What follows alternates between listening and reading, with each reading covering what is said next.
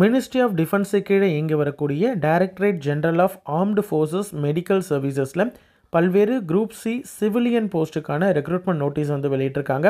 இது வந்து government of India ministry of defence கீழே இருக்கக்கூடிய சென்ட்ரல் கவர்மெண்ட் ஜாபு அனைத்துமே வந்து நிரந்தர பணியிடங்கள், சரிங்களா, பர்மனெண்ட் போஸ்ட்டு. இதில் ஆல் ஓவர் இந்தியாவில் இருக்கக்கூடிய யார் வேணாலும் அப்ளை பண்ணுற மாதிரியான குரூப் சி சிவிலியன் போஸ்ட்டு இருக்குது, சரிங்களா. இதற்கு ஆன்லைனில் தான் அப்ளை பண்ண முடியும். அப்ளை பண்ணுறதற்கான கடைசி நாள் February 6, 2025, சரிங்களா. என்னென்ன பணியிடங்கள், யாரெல்லாம் எலிஜிபிள், என்னென்ன எஜுகேஷன் குவாலிஃபிகேஷன் இருக்கக்கூடிய கேண்டிடேட் அப்ளை பண்ணலாம் அப்படின்றத ஒன் பை ஒன் பார்க்கலாம். ஃபஸ்ட்டு வந்து அக்கௌண்டண்ட்டில் லெவல் 5ல் இருக்கக்கூடிய ஒரு post. Starting salary 29,200 plus allowances எல்லாம் வரும். ஆல்மோஸ்ட் வந்து உங்களுக்கு 35,000 கிட்ட வந்து உங்களுக்கு ஸ்டார்டிங் சேலரி இருக்கும். டோட்டலாக ஒரு வேக்கன்சி இருக்குது. ஓபிசியில் ஒரு வேக்கன்சி, டோட்டலாகவே ஒரு வேக்கன்சி தான். ஸ்டெனோகிராஃபர் கிரேட் 2 பொறுத்த வரைக்கும் லெவல் 4ல் இருக்கக்கூடிய ஒரு போஸ்ட்டு. 25,500 ஸ்டார்ட் ஆகக்கூடிய சேலரி இருக்கக்கூடிய இந்த போஸ்ட்டில் இடபிள்யூஎஸில் ஒரு வேக்கன்சி இருக்குது. டோட்டலாகவே ஒரு வேக்கன்சி தான். லோவர் டிவிஷனல் கிளர்க்கு எல்டிசியை பொறுத்த வரைக்கும் லெவல் 2ல் இருக்கக்கூடிய ஒரு போஸ்ட்டு. ஸ்டார்டிங் சேலரியே பார்த்திங்கன்னா உங்களுக்கு 23,000 ஸ்டார்ட் ஆகக்கூடும்.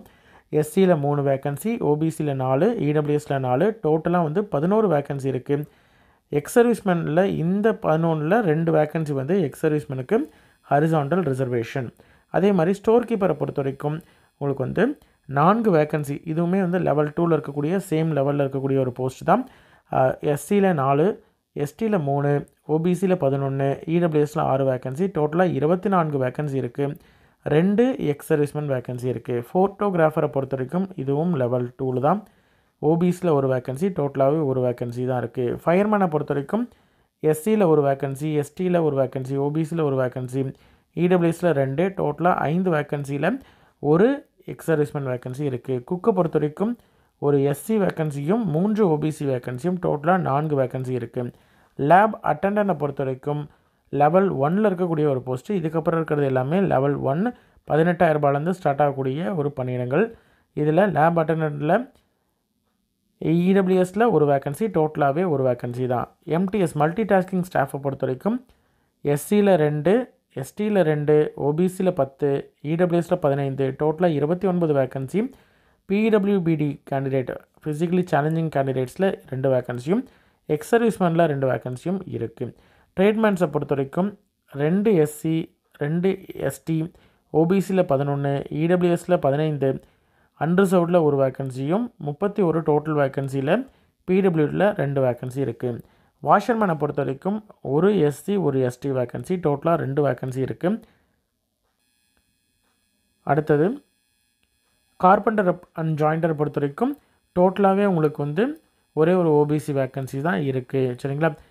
அதே மாதிரி ஒரு ஓபிசி வேக்கன்சியும் ஒரு அன்ரிசர்வ் வேக்கன்சியும், டோட்டலாக 2 வேக்கன்சி இருக்குது. டின்ஸ்மித்தை பொறுத்த வரைக்கும் ஒரே ஒரு ஓபிசி வேக்கன்சி தான் இருக்குது. டோட்டலாக வந்து 113 வேக்கன்சிஸ் வந்து இருக்குது.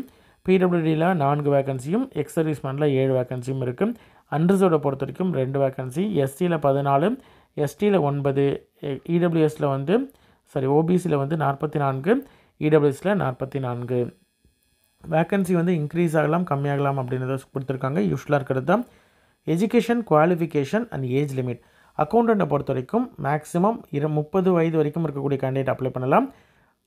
காமர்ஸில் டிகிரி முடித்திருந்தால் போதுமானது, சரிங்களா. அப்படி இல்லை அப்படின்ற மாதிரி தான் +2 முடிச்சிருக்கணும். 2 வருடம் வந்து கேஷ் இல்லைனா அக்கௌண்ட் இல்லைனா பட்ஜெட் ரிலேட்டட் ஒர்க் வந்து கவர்மெண்ட் ஆஃபீஸ்லேயோ, பப்ளிக் செக்டர் அண்டர்டேக்கிங்லேயோ, ஆட்டோனமஸ் பாடிலேயோ, ஸ்டாச்சுட்டரி பாடிலேயோ ஒர்க் பண்ணியிருந்தாங்கன்னா அதுவே போதுமானது. மினிமம் +2 அல்லது டிகிரி இன் காமர்ஸ். +2 மட்டும் முடிச்சிருக்காங்கன்னா எக்ஸ்பீரியன்ஸ் வேணும் 2 வருடம். காமர்ஸில் டிகிரி முடிச்சிருந்தாங்கன்னா எந்த எக்ஸ்பீரியன்ஸும் தேவையில்லை. ஸ்டெனோகிராஃபர் கிரேட் 2 பொறுத்த வரைக்கும் 18லேருந்து 27 வயது வரைக்கும் இருக்கக்கூடிய கேண்டிடேட் அப்ளை பண்ணலாம். மினிமம் +2 முடிச்சிருக்கணும். ஸ்கில் டெஸ்ட்டை பொறுத்த வரைக்கும் டிக்டேஷனில் 10 நிமிஷத்தில் 80 வேர்ட் பர் மினிட்டும், அதுவே வந்து மேனுவல் டைப்ரைட்டரை பொறுத்த வரைக்கும் 65 நிமிஷத்தில் வந்து இங்கிலீஷ் வந்து டைப் பண்ணணும் மேனுவல் டைப்ரைட்டரில். அதுவே வந்து ஹிந்தியாக இருந்தாங்கன்னா 75 நிமிடத்தில் நீங்கள் வந்து டைப் பண்ணணும், சரிங்களா. கம்ப்யூட்டர் வந்து 50 நிமிடங்களில் வந்து இங்கிலீஷும் 65 மினிட்ஸில் வந்து ஹிந்தியும் நீங்கள் வந்து பண்ணணும், சரிங்களா. கம்ப்யூட்டர் டைப் பண்ணுற மாதிரி இருந்தால். லோவர் டிவிஷனல் கிளர்க்கை பொறுத்த வரைக்கும் 18லேருந்து 27 வயது தான் மேக்ஸிமம் ஏஜ் லிமிட். +2 முடிச்சிருக்கணும்.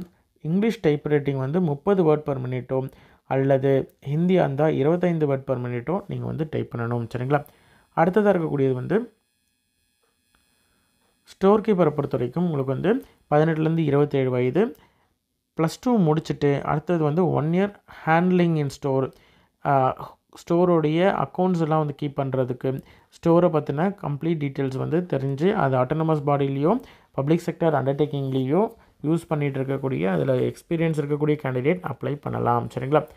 அதே மாதிரி ஃபோட்டோகிராஃபரை பொறுத்த வரைக்கும் 18லேருந்து 27 வயது, +2 முடிச்சுட்டு டிப்ளமோ இன் ஃபோட்டோகிராஃபி முடிச்சிருந்தாங்கன்னா எலிஜிபிள். அடிஷ்னலாக வந்து 3 வருடம் எக்ஸ்பீரியன்ஸ் இருக்குது அப்படின்ற மாதிரி இருந்தால் அவங்களுக்கு ஆடட் அட்வான்டேஜ். எக்ஸ்பீரியன்ஸ் இல்லைனாலும் அப்ளை பண்ணலாம். சரிங்களா? ஃபயர்மேனை பொறுத்த வரைக்கும் 18லேருந்து 25 வயதுக்குள்ளே இருக்கக்கூடிய யார் வேணாலும் அப்ளை பண்ணலாம்.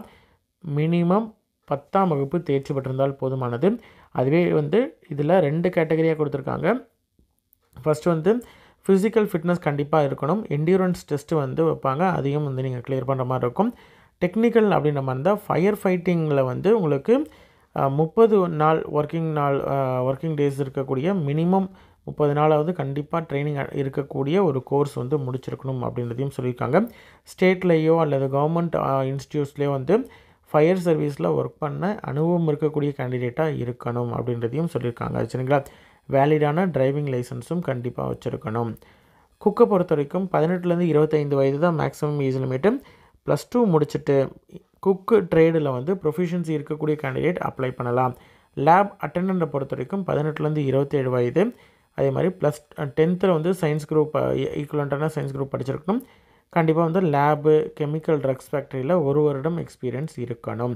எம்டிஎஸ் மல்டிடாஸ்கிங் ஸ்டாஃபை பொறுத்த வரைக்கும் 18லேருந்து 25 வயது, 10ஆம் வகுப்பு முடித்திருந்தால் போதுமானது. வேறு எந்த விதமான எக்ஸ்பீரியன்ஸோ வேறு எதுவும் தேவையில்லை. ட்ரேட்ஸ்மேன் மேட்டை பொறுத்த வரைக்கும் அந்த ஈக்குவலண்ட் ட்ரேடில் முடிச்சிருந்தாங்கனாலே eligible. Fitter, welder, watch repairer, blacksmith, moulder இந்த மாதிரி வந்து இருக்கக்கூடிய அந்த ட்ரேட்ஸ் கொடுத்துருக்காங்க. அந்த ட்ரேடில் ஏதாவது ஒன்று முடிச்சிருந்தீங்கனாலே போதுமானது.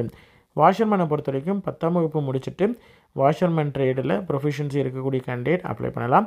கார்பெண்டர், ஜாயினரை பொறுத்த வரைக்கும் அதற்கும் பார்த்திங்கன்னா 10ஆம் வகுப்பு முடிச்சுட்டு அந்த ட்ரேடில் 3 வருடம் எக்ஸ்பீரியன்ஸ் இருக்கக்கூடிய கேண்டிடேட் வந்து அப்ளை பண்ணலாம். டின்ஸ்மித்தை பொறுத்த வரைக்கும் 18லேருந்து 25 வயதுக்குள்ளே இருக்கக்கூடிய கேண்டிடேட் வந்து இதற்கு எலிஜிபிள். 10ஆம் வகுப்பு முடிச்சுட்டு இதனுடைய டின்ஸ்மித்தோடைய ட்ரேடு முடிச்சிருந்தாங்கன்னா எலிஜிபிள். சரிங்களா? க்ரூஷியல் டேட்டை பொறுத்த வரைக்கும் அப்ளை பண்ணுறதுக்கான கடைசி நாள் என்னவோ அதுதான் வந்து டேட் ஆஃப் பர்த்தை க்ரூஷியல் டேட்டு. அவங்களுடைய எஜுகேஷன் குவாலிஃபிகேஷனுக்கும் அதை தான் வந்து க்ரூஷியல் டேட்டு. இதில் ஓபிசி கேண்டிடேட்டாக இருக்காங்க அப்படின்ற மாதிரி தான் ஏஜில் எக்ஸ்ட்ரா 3 வருடம் ரிலாக்ஸேஷனும், எஸ்சிஎஸ்டி கேண்டிடேட் அப்படின்ற மாதிரி தான் 5 வருடம் ஏஜ் ரிலாக்ஸேஷனும், அதுவே வந்து பிடபிள்யூடி கேண்டிடேட் அப்படின்ற மாதிரி தான் 10 வருடம் ஏஜ் ரிலாக்ஸேஷனும் உண்டு. எக்ஸர்வீஸ்மென் கேண்டிடேட்லாம் பார்த்திங்கன்னா as per government of India rules படி அவங்களுக்கு ஏஜ் ரிலாக்ஸேஷனும் மார்க் கன்செஷனும் உண்டு. செலெக்ஷனை பொறுத்த வரைக்கும் எக்ஸாம் வந்து நடக்கும், 2 பார்ட்டாக நடக்கும். ரிட்டன் எக்ஸாம் வந்து 100 கொஷின்ஸ்க்கு வந்து எக்ஸாம் நடக்கும். டைப்பிங், ஷார்ட் ஹேண்ட் இல்லைனா ட்ரேட் டெஸ்ட் வந்து இருக்கக்கூடிய கேண்டிடேட்டுக்கு அவங்களுக்கு செகண்ட் ஸ்டேஜ் நடக்கும். ஃபஸ்ட்டு ஸ்டேஜை பொறுத்த வரைக்கும் எம்சிக்யூ மல்டிபிள் சாய்ஸ் கொஷினாக தான் இருக்கும். ஜென்ரல் இன்டெலிஜென்ஸ் அண்ட் ரீசனிங், அதாவது numerical aptitude, general English, general awareness அப்படின்னு சொல்லிட்டு இது ஃபுல்லுமே வந்து கவர் ஆகிற மாதிரி இருக்கும். 2 மணி நேரத்துக்கு உங்களுக்கு வந்து எக்ஸாம் வந்து நடக்கும். இங்கிலீஷ் அல்லது ஹிந்தியில் நீங்கள் வந்து அட்டன் பண்ணலாம். சரிங்களா? இதில் செலக்ட் ஆகக்கூடிய கேண்டிடேட் பார்த்திங்கன்னா ஆல் ஓவர் இந்தியாவில் எங்கே வேணால் வந்து ஜாபு போகிறதுக்கான வாய்ப்புகள் இருக்குது. சரிங்களா?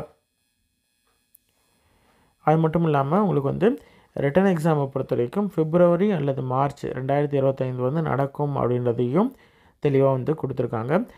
இது மட்டும் இல்லாமல் டிஏடிஏ எதுவுமே நீங்கள் வந்து கிளைம் பண்ண முடியாது.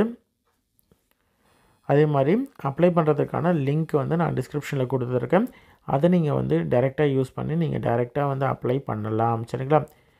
உங்களோட ஃப்ரெண்ட்ஸ் சர்க்கிள்லையோ அல்லது ரிலேட்டிவ்ஸ்லேயோ இதில் இருக்கக்கூடிய பணியிடங்கள், அதாவது மினிமம் 10ஆம் வகுப்பு அல்லது அதற்கு மேலே முடித்த கேண்டிடேட்ஸ் அப்ளை பண்ணுற மாதிரியான பணியிடங்கள் வந்து இருக்கிறதுனால அந்த மாதிரி இருக்கக்கூடிய உங்களுடைய ஃப்ரெண்ட்ஸ் சர்க்கிளில் இருக்க ஃப்ரெண்ட்ஸோ அல்லது ரிலேட்டிவ்ஸோ எலிஜிபிளாக இருக்காங்க அப்படின்ற மாதிரி தான் அவங்களுக்கு இந்த வீடியோவை ஷேர் பண்ணிங்கன்னா கண்டிப்பாக அவங்களுக்கு யூஸ்ஃபுல்லாக இருக்கும். சரிங்களா?